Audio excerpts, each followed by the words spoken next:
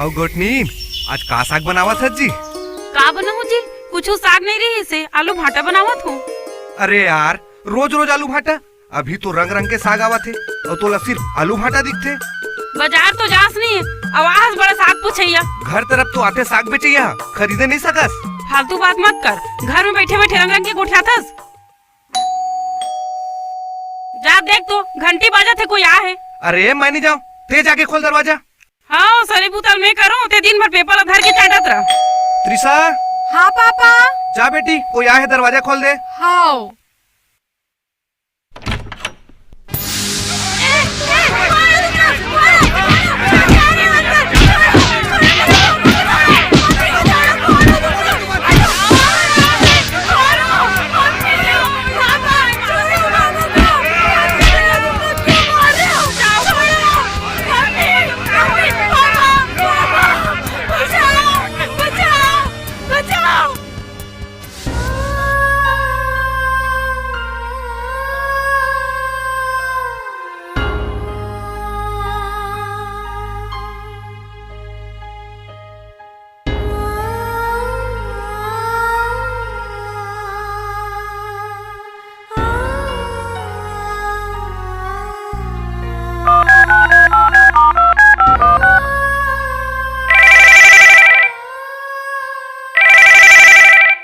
Hello, police control room Raipur से मैं आपकी क्या सहायता कर सकती हूँ? हेलो मैम, मेरी मदद कीजिए मैम। हेलो मैम, हेलो मेरी मदद कीजिए मैम।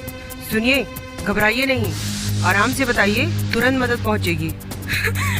मैम मैं बैजनाथ पारा से बोल रही हूँ मैम। हमारे घर में 5 बदमाश हथियार लेकर घुस गए थे मैम। उन्होंने मेरे पापा पर चाकू से हमला कर दिया है। वो कुछ बोल नहीं रहे मैम, बहुत खून बह रहा है। मम्मी भी बेहोश है, मुझे बहुत डर लग रहा है मैम। हमारी मदद कीजिए मैम, पुलिस को भेजिए मैम। बेटा धैर्य रखो, घबराओ मत। मैं आपकी मदद के लिए निकटतम पीसीआर वैन और एम्बुलेंस को सूचित करती हूँ।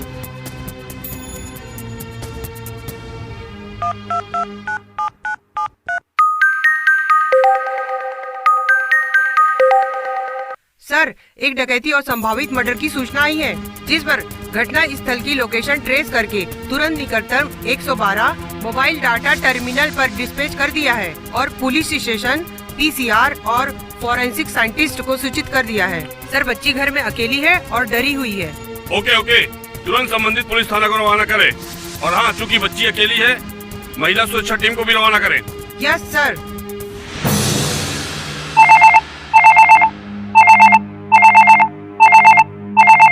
हेलो, इंस्पेक्टर किरण, सिटी कोतवाली। मैडम, आपके थाना क्षेत्र से मर्डर और डकैती की सूचना मिली है, आप मौके पर तुरंत पहुँचे। ठीक है, मैं अभी तुरंत पहुंचती हूं, आप लोकेशन भेजिए। संतराम जी, गाड़ी निकालिए, हमारे थाना क्षेत्र में बड़ी घटना घट गई है। महिला स्टाफ भी रखिए साथ। जी मैडम। सूरज। जी सर। विनोद, जल्दी गाड़ी निकालो। जी सर।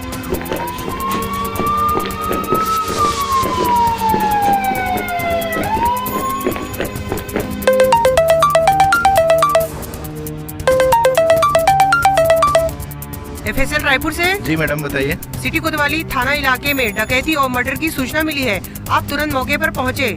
लोकेशन बैजनाथ पारा, गली नंबर 3। जी madam.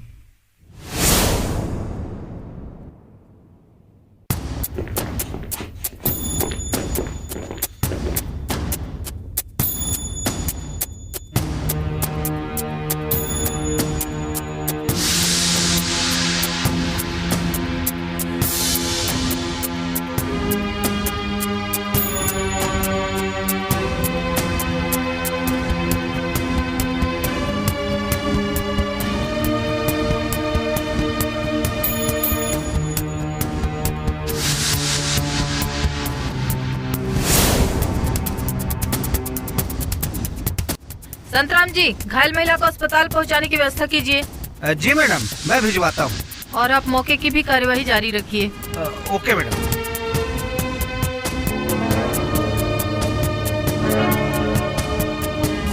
FSL team. Yes madam. ऐसा कोई साक्ष्य मिला क्या जिस पर हमें ध्यान देना चाहिए? हम सर्च कर रहे हैं मैडम, जैसे ही मिलता है हम बताते हैं। विनोद, आप रग डिवाइस लाए ही होंगे, तुरंत इस साक्ष्य ऐप से घटना स्थल की ऑडियो वीडियो रिकॉर्डिंग करो और विभिन्न एंगल से फोटोग्राफी भी करो। जी मैडम।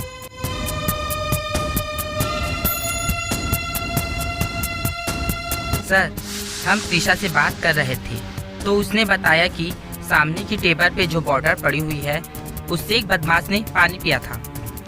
ठीक है, मैं देखता हूँ।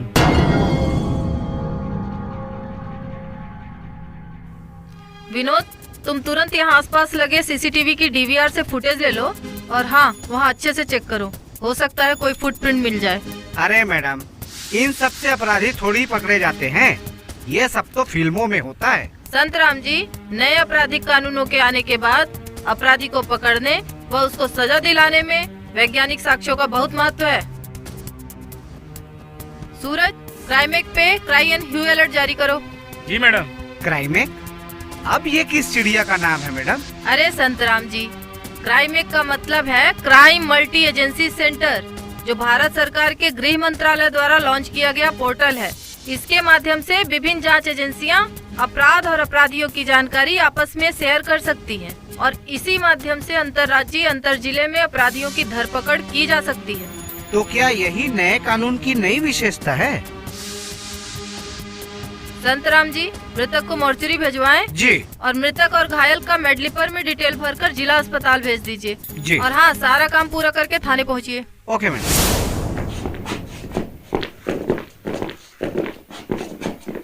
मुंशी जी, क्राइम सीन से जब्त हथियार व अन्य जब्तशुदा माल की ई मालखाना ई फॉरेंसिक पर एंट्री करो और सभी साक्ष्यों को जांच के लिए एफएसएल जमा कराना है, जिसके लिए फॉरेंसिक पर रिक्वेस्ट भेजो। जी मैडम। और हाँ, ध्यान रहे कि न्यू क्रिमिनल लॉज में सभी केस के अनुसंधान का समय निर्धारित है और इस केस में हमारे पास 90 दिन का ही समय है। जी madam. Jain madam, CCTV footage से 5 लोगों का क्लियर कट फुटेज प्राप्त हो गया है। गुड, वेरी गुड सूरज। अब छत्तीसगढ़ पुलिस आईओ मितान ऐप के फोटो मैच फीचर की सहायता से आरोपियों की फोटो को सर्च करके मैच करने की कोशिश करो। जी मैडम। मैडम, ये ऐप के जरिए अपराधियों तक कैसे पहुंचा जा सकता है भला? हाँ संतराम जी, छत्तीसगढ़ पुलिस के आईओ मितान ऐप के फोटो मैच फीचर से सीसीटीएनएस में उपलब्ध पूर्व के सभी अपराधियों के फोटो से मैच किया जा सकता है। इससे हमारा काम और आसान हो जाएगा। अरे वाह मैडम जी। संतराम जी, ये नए भारत की स्मार्ट पुलिस है। जैन मैडम, एफएसएल की मदद से जो फिंगरप्रिंट प्राप्त करके नेफिस पे अपलोड किए थे वो मैच हो गए। That's excellent Vinod. उन व्यक्तियों का नाम, पता और अन्य डिटेल निकालकर फाइल पर लगाओ और अनुसंधान ऐप से अल्टरनेट फोन नंबर, गाड़ी नंबर इत्यादि डिटेल निकालने का प्रयास करो। जी मैडम। मैडम जी, ये नफीस कौन है? नफीस नहीं, नेफीस। संतराम जी, ये एनसीआरबी की परियोजना है, जिसके तहत सभी जिलों, राज्यों और इन्फोर्समेंट एजेंसीज को आपराधिक फिंगरप्रिंट का राष्ट्रीय संग्रह स्थापित कर एक महत्वपूर्ण उपकरण उपलब्ध कराया गया है। फिंगरप्रिंट पहचान प्रणाली इंटीग्रेट कर दी गई है, जिसमें 1 करोड़ से अधिक अपराधियों का फिंगरप्रिंट डेटाबेस शामिल है। ये लीजिए मैडम। मैडम, अनुसंधान से इनके alternate mobile number, bank details और व्हीकल्स डिटेल भी मिल गए हैं। Good job Vinod. Mobile number को ट्रैक करके लोकेशन प्राप्त करने की कोशिश करो। जी मैडम। जय हिंद ma'am. A centralize command and control center के फेस रिकॉग्निशन कैमरा पर एक आरोपी आसिफ टाटीबंद की दुकान के पास कुछ सामान खरीदता हुआ दिखाई दे रहा है मैम। वेरी गुड संगीता, ये तो बहुत बड़ी लीड है। वहाँ जाकर सीसीटीवी रिकॉर्ड डिटेल भी प्राप्त करो और दुकान मालिक के बयान भी रिकॉर्ड करो। Okay ma'am. जय मैडम, आप जो 5 आरोपी मन के मोबाइल नंबर लोकेशन ट्रेस के पर रायपुर पुलिस साइबर सेल में भेजे और बोले रहा, वहाँ से आरोपी मन के मोबाइल के लोकेशन मिल गए मैडम। देखा ना मैडम, एक आरोपी के मोबाइल के लोकेशन जसपुर के आसपास दिखाई देवा थे और दूसरा आरोपी के लोकेशन नानगांव बता थे। और मैडम, 3 आरोपी के मोबाइल तो बंद आ थे। अब कैसे करबो? भवानी। Yes madam. तय एक काम कर, जौन दोनों आरोपी मन के नंबर है बंद आथे, ओकर मोबाइल नंबर ला कंटिन्यू ट्रैकिंग में डाले रहा और तत्काल एक टीम लेके जसपुर रवाना हो। जी मैडम। और संतराम जी, आप दूसरी टीम को नाथगांव के लिए रवाना कीजिए। ध्यान रहे, आरोपियों को सावधानी पूर्वक राउंड अप करें और मैं क्राइमेक के जरिए वांछित अपराधियों के संबंध में अलर्ट जारी करवाती हूँ। यही है।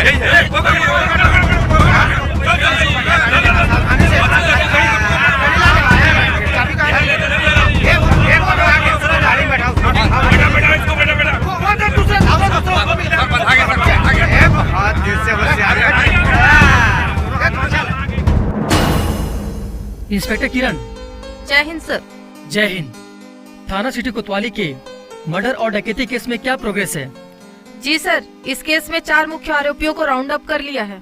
एक आरोपी फरार है और एफएसएल परीक्षण कर लिया गया है। बहुत बढ़िया inspector, very good. Thank you sir. ये सब तो ठीक है, लेकिन इतने जल्दी कैसे कर लिया? ये तो नए कानूनों के क्रांतिकारी बदलावों और मेरे जुझारू टीम के प्रयासों का नतीजा है। जय हिंद सर। जय हिंद। अरे संतराम जी, गिरफ्तार आरोपियों के परिजनों को नए प्रावधानों के अनुसार गिरफ्तारी की सूचना दे दी ना? गिरफ्तार व्यक्तियों का नाम थाने के बोर्ड पर चस्पा करना और पुलिस पोर्टल पर अपलोड करना जरूरी है।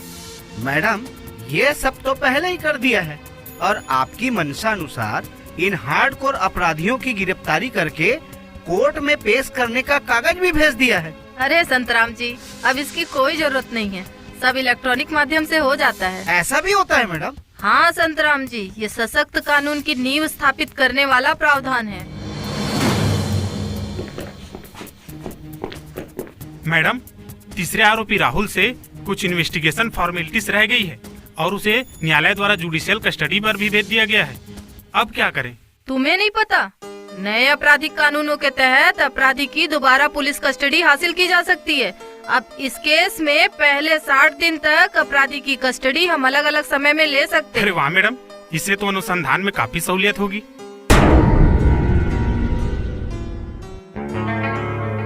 गुड मॉर्निंग डॉक्टर साहब। गुड मॉर्निंग, आइए बैठिए, बताइए क्या तकलीफ है? तकलीफ तो कुछ भी नहीं है डॉक्टर साहब। मैं सिटी कोतवाली थाने से पोस्टमार्टम और एमएलसी के लिए जो रिक्वेस्ट आपको भेजी थी उसी की रिपोर्ट के लिए आया हूँ। चूँकि डॉक्टर साहब केस काफी गंभीर प्रवृत्ति का है और रिपोर्ट समय पर मिल जाए, इसलिए खुद ही चले आया डॉक्टर साहब। अरे आपको तो आने की जरूरत ही नहीं थी, आपकी रिक्वेस्ट थाने से मेडलीपर के माध्यम से पूर्व में आ चुकी है। पोस्टमार्टम हो चुका है और रिजल्ट की एमएलसी भी तैयार है। रिपोर्ट मैंने ऑलरेडी मेडलीपर में अपलोड कर दी है। अब आप अपने थाने पर ही मेडिकल रिपोर्ट देख सकते हैं। थैंक यू डॉक्टर साहब, ये तो काफी सहूलियत हो गया। पर थाने में भी मैडम कुछ मेडलियार, यहाँ पर भी आप कुछ ऐसा शब्द, ये मेडलियार क्या है डॉक्टर साहब? मेडलीआर नहीं, मेडलीपर। मेडलीपर मतलब medico legal examination and postmortem reporting system है। इसका उद्देश्य मेडिकल रिपोर्ट प्रक्रिया को व्यवस्थित करना व पुलिस और डॉक्टर्स के बीच बेहतर समन्वय बनाना है, जिससे मेडिको लीगल केसेस में त्वरित रिपोर्टिंग होने से आपराधिक न्याय व्यवस्था में गति मिलती है। समझ गए सर? जी सर। अब आपको रिपोर्ट के लिए हॉस्पिटल आने की जरूरत नहीं है, आप थाने पर ही रिपोर्ट देख सकते हैं। थैंक यू डॉक्टर साहब। सर नमस्कार सर। नमस्कार। थाना सिटी कोतवाली के अपराध क्रमांक 136/25 में माल खाना आइटम लाया हूँ सर जमा कराने के लिए। अच्छा, दीजिए। ये लीजिए सर। सर रसीद लेने कितनी देर बाद आऊँ सर? आज तो पूरा दिन इसी काम में निकल जाएगा। एएसआई साहब, पहले अपना नाम बताइए। एएसआई संतराम साहू, थाना कोतवाली, जिला रायपुर। एएसआई साहब, आपका माल जमा हो गया। अरे इतनी जल्दी जमा हो गया? कैसे सर? ये तो बहुत बढ़िया है। सर, आपके थाने के माल खाने से ई प्रतिवेदन E46 2.0 के जरिए पहले ही प्राप्त हो चुकी है। आप रिपोर्ट सीधे सीसीटी नेट से डाउनलोड कर सकते हैं। डाउनलोड तो ठीक है सर, पर हमारे पास अनुसंधान के लिए सिर्फ 90 दिन का ही समय है। तब तक तो अपलोड हो जाएगी ना आपकी जांच रिपोर्ट? अरे सर, नए कानून आने के बाद फोरेंसिक की क्षमताओं का भी विकास और विस्तार हुआ है। हमें सरकार की ओर से भरपूर संसाधन मिले हैं। अब पहले की तरह एफएसएल रिपोर्ट महीनों पेंडिंग नहीं रहती। आपको इस केस की रिपोर्ट जल्द ही मिल जाएगी। वाह जी वाह, ये तो कमाल हो गया। फॉरेंसिक रिपोर्ट वैज्ञानिक अनुसंधान की महत्वपूर्ण कड़ी है। इससे जनता के लिए त्वरित न्याय का रास्ता खुलता है।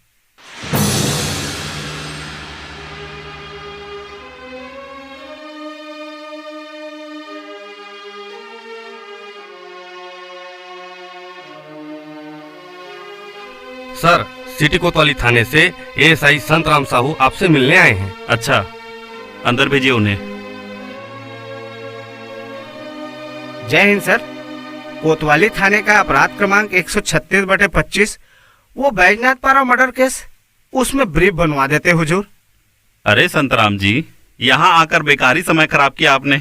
आपके थाने के इंस्पेक्टर किरण ने केस की सारी पत्रावली ऑनलाइन माध्यम से भेजकर ब्रीफ बनवाने के लिए आवेदन पहले ही भेज दिया है, जिस पर चार्जशीट चेक कर मैंने अपना ओपिनियन ई प्रोसिक्यूशन के माध्यम से अपलोड कर दिया है। अब आप थाने पर ही इसको चेक कर सकते हैं। अरे वाह सर, ये तो बहुत ही बढ़िया और सरल हो गया है। अब तो इससे काफी समय बचेगा। धन्यवाद सर।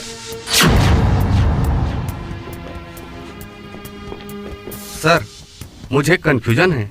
हाँ बताओ क्या? सर, ये पूरा अनुसंधान सीसीटीवी फुटेज और ई साक्ष्य पर आधारित है। ट्रायल में ये केस सक्सेसफुली एडमिसिबल होगा? देखो, डीवीआर से जो सीसीटीवी फुटेज ली गई है, उस फुटेज और ई साक्ष्य की हैश वैल्यू निकाली जाती है तथा राज्य सरकार द्वारा सैकड़ों कांस्टेबल को एक्सपर्ट के रूप में प्रशिक्षण एवं मान्यता दी गई है, जो भारतीय साक्ष्य अधिनियम की धारा 63(4)(ब) का सर्टिफिकेट जारी करने के लिए प्राधिकृत है।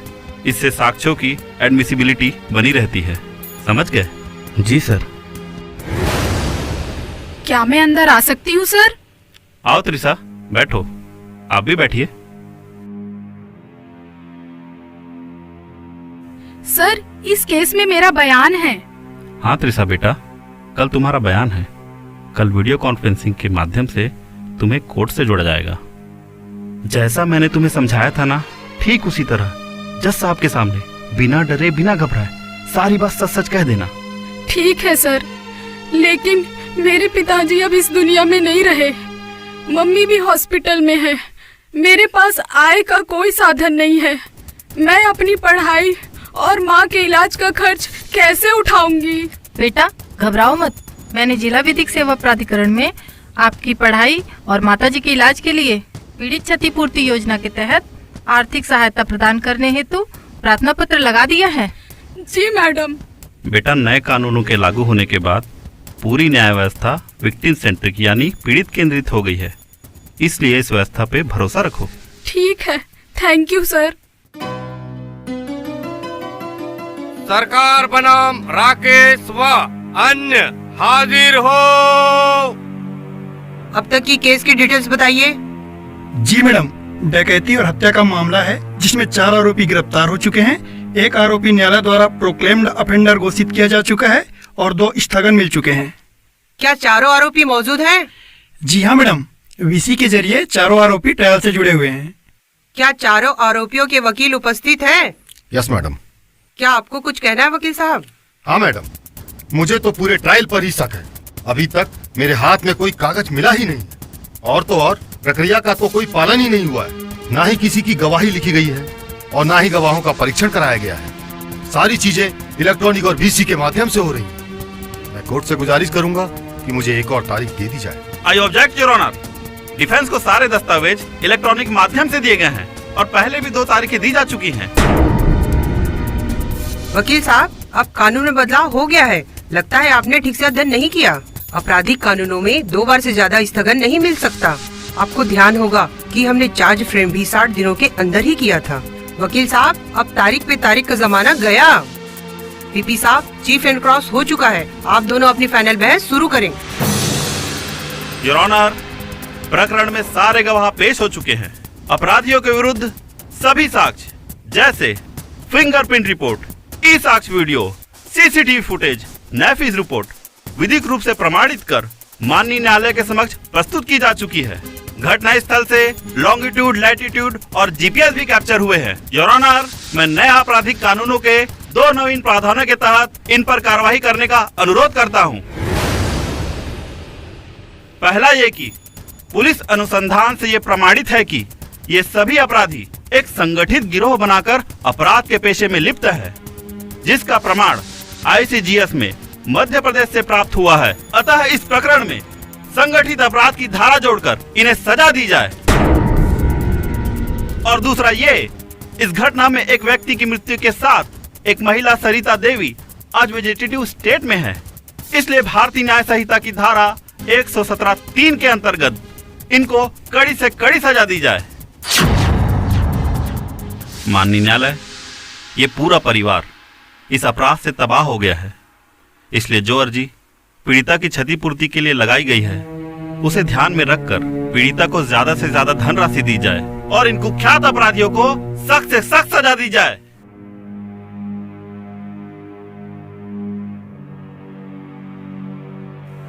सभी गवाहों और साक्ष्यों के प्रकाश में राहुल, राकेश, अजय और आसिफ के विरुद्ध धारा 103(1), 111, 117(3), 310 और 109 भारतीय न्याय संहिता तथा 4/25 आर्म्स एक्ट के अंतर्गत अपराध किया जाना प्रमाणित पाए जाने पर उम्र कैद की सजा सुनाई जाती है। उद्घोषित अपराधी विजय पूरी प्रक्रिया में उपस्थित नहीं हुआ। नए प्रावधानों के अनुसार आरोपी विजय को धारा 356 भारतीय नागरिक सुरक्षा संहिता के अंतर्गत ट्रायल इन अब्सेंसिया में दोषी करार देते हुए उम्र कैद की सजा सुनाई जाती है। पीड़िता त्रिशा और उसकी मां की आर्थिक एवं मानसिक स्थिति को देखते हुए क्षतिपूर्ति राशि प्रदान करने का आदेश दिया जाता है। दंड आदेश की कॉपी तुरंत अपलोड की जाए। जी मैडम। धारा 107 के अंतर्गत विवेचक की ओर से अभियुक्त राकेश की संपत्ति की कुर्की के प्रार्थना पत्र को निस्तारित करते हुए कुर्की के आदेश जारी किए जाते हैं।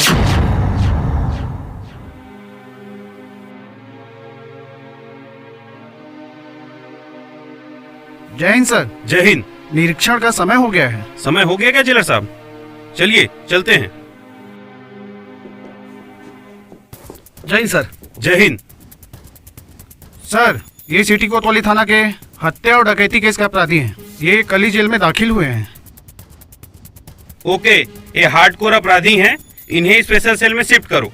और हाँ जेलर साहब, भारतीय नागरिक सुरक्षा संहिता की धारा 479 के तहत जिन कैदियों की 1/3 सजा पूरी होने वाली हो या हो चुकी हो, उनकी जमानत याचिका जेल के माध्यम से न्यायालय में पेश होना जरूरी है। नए कानूनों की मंशा अपराधियों के प्रति ज्यादा सुधारात्मक और मुख्य धारा से जोड़ने की है। इन सब का पालन अति आवश्यक है। सर, अब तो हमारे सिस्टम में अपने आप ही इसका अलर्ट आ जाता है। गुड, बहुत बढ़िया। सर, एक कैदी आपसे कुछ बात करना चाहता है। हाँ बोलो, क्या बोलना चाहते हो? साहब मोर मदद करो साहब। मोर हत्या के केस में मृत्यु दंड मिले है। मोर मदद करो साहब, मैं गरीब आदमी हूँ। मोर मदद करो साहब। अरे जेलर साहब, सजा के 30 दिन के भीतर इसकी मर्सी पिटीशन पेश करनी पड़ेगी। इसमें इसकी मदद करें। बाय द वे जेलर साहब, उन नए हार्डकोर अपराधियों के नैफिस तो करा लिया है ना? थाने के माध्यम से CCTNS पोर्टल पर आ गई है। जेलर साहब, ऑनलाइन वीडियो कॉन्फ्रेंसिंग पोर्टल सुचारू रूप से चल तो रहा है ना? यस सर, ये तो कमाल का प्रावधान है। ना आरोपी के भाग जाने का डर, ना उसकी सुरक्षा के लिए अधिक मात्रा में पुलिस बल की जरूरत। सरकार का पैसा, समय और संसाधनों की बचत होती है। जेलर साहब, समय समय पर इसे चेक करते रहिएगा। Yes sir.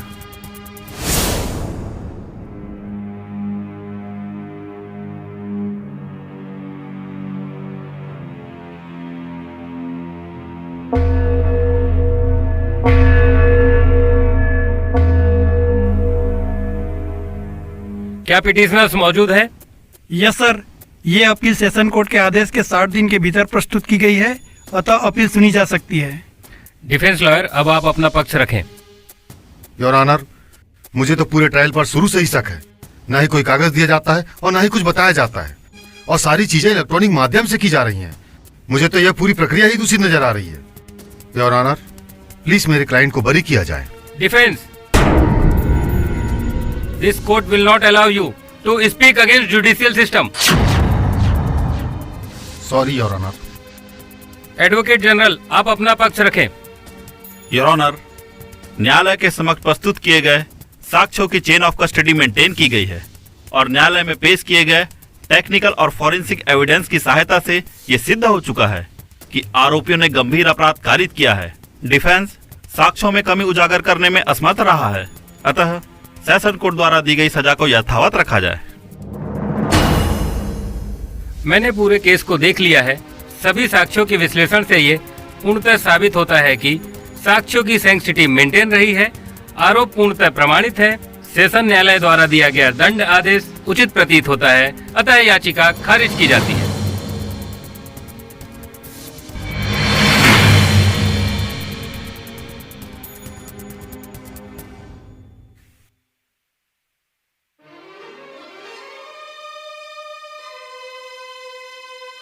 मैम, आपका बहुत बहुत धन्यवाद।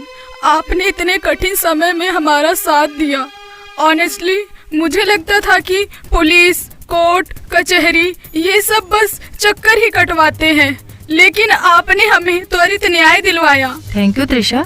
नए कानूनों ने पूरे क्रिमिनल जस्टिस सिस्टम को ही सशक्त किया है, इसी कारण यह सब संभव हो पाया। खैर, तुम अपनी माँ का ध्यान रखना और पढ़ाई में मन लगाना, ओके? जी मैम, मैं बिल्कुल ध्यान रखूंगी। और अब मैंने भी तय कर लिया है, मैं भी बड़ी होकर आपके जैसी पुलिस अफसर बनूंगी और पीड़ितों को न्याय दिलाऊंगी। Thank you ma'am. Congratulations Kiran. जय हिंद सर। मैं केबीसी न्यूज से रोहित। बहुत बहुत बधाई हो सर, आप लोगों ने तो कमाल ही कर दिया। 70 दिनों के भीतर ही न्यायालय में अभियोग पत्र प्रस्तुत कर दिया और न्यायालय ने भी 3 महीनों के भीतर पूरी प्रक्रिया पूर्ण कर अपराधियों को सजा सुना दी। ये सब कैसे संभव हो सका? नया दौर, नए आपराधिक कानूनों की वजह से यह हो पाया है। ये बदलते भारत की नई पहचान है।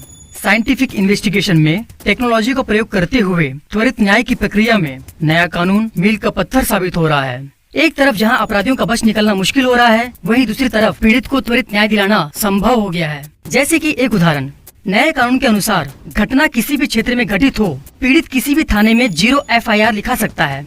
FIR ऑनलाइन और ईमेल के माध्यम से भी कर सकता है। FIR की एक प्रति पीड़ित को निःशुल्क देने का प्रावधान है। यदि किसी थाने में रिपोर्ट लिखने से मना किया जाता है तो उस थाने के प्रभारी के विरुद्ध कठोर कार्यवाही करने का भी प्रावधान है। इस तरह के तमाम बदले प्रावधानों ने क्रिमिनल जस्टिस सिस्टम को बेहद सशक्त बना दिया है। 0 FIR 0 डिले। वाकई मैडम, इस केस में उस बच्ची को न्याय दिलाकर बहुत ही आत्मसंतुष्टि का अनुभव हुआ है। अब तो मैंने भी तय कर लिया है कि आई गॉट कर्मयोगी ऐप से नवीन कानून का प्रशिक्षण लेकर नवीन कानून के सभी प्रावधानों में एक्सपर्ट हो जाऊंगा। संतराम जी, फिर तो आपका प्रमोशन पक्का है, पर आप मिठाई खिलाना मत भूलिएगा।